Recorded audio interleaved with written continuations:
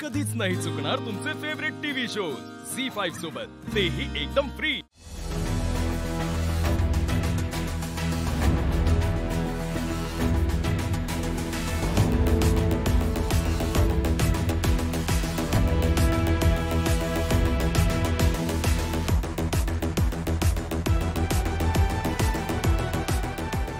Sir, तुम्हाला ही लीला madam तुमच्या योग्यतेच्या नाहीत असं वाटतंय का? सर, त्यांनी खरंच तुमच्याशी मनाविरुद्ध लग्न केलंय का? कालिंदी, सगळं संपलं आता। हे जे काय बोलतील देवालाच माहिती।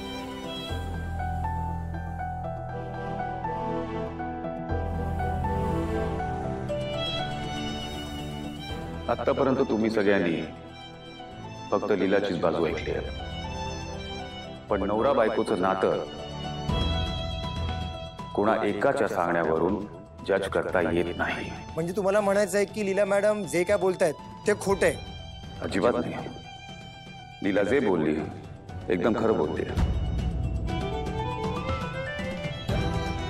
पण तिच्या बोलण्याचा एक वेगळाही अर्थ असू शकतो, हेच मला तुम्हा सगळ्यांना सांगायचं आहे। आमच्यातल्या वयातल्या फरकामुळे, परिस्थितीच्या फरकामुळे लीलाला वाटतं की ती माझ्यासाठी योग्य नाहीये किंवा परफेक्ट नाहीये, पण तसं नाहीये। एखादा संसार करताना नवरा बायकोनी सेमच असावं असं गरजेचं नसतं।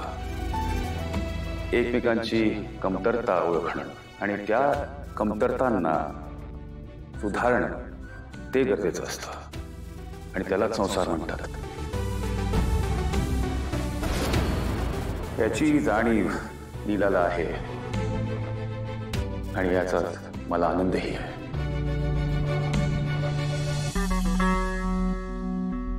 महत्वाचं म्हणजे लीलाचं मन रागस आहे, ती मनाने खूप चांगली आहे।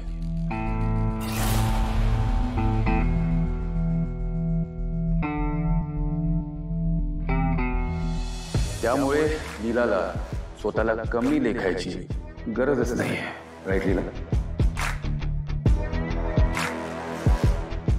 लीला, तू किती नशीबवान आहेस, तुला एजे सारखा नवरा मिळालेला आहे। जे मुळातच वाईट असतात ते आपली चूक कधीच कबूल करत नाहीत, पण लीलाचं मन मोठं आहे, ती आपल्या चुका कबूल करते। त्याचा अर्थ एकच आहे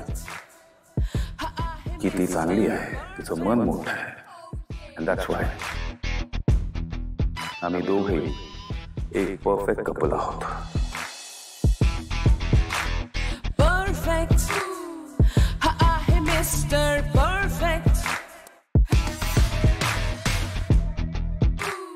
And we are made for each other. Leela madam, AJ जर तर तुमच्याबद्दल इतकं छान सगळं बोलतायत, मग तरी सुद्धा तुम्हाला असं का बरं वाटतंय की तुम्ही त्यांच्या योग्यतेच्या नाही आहात?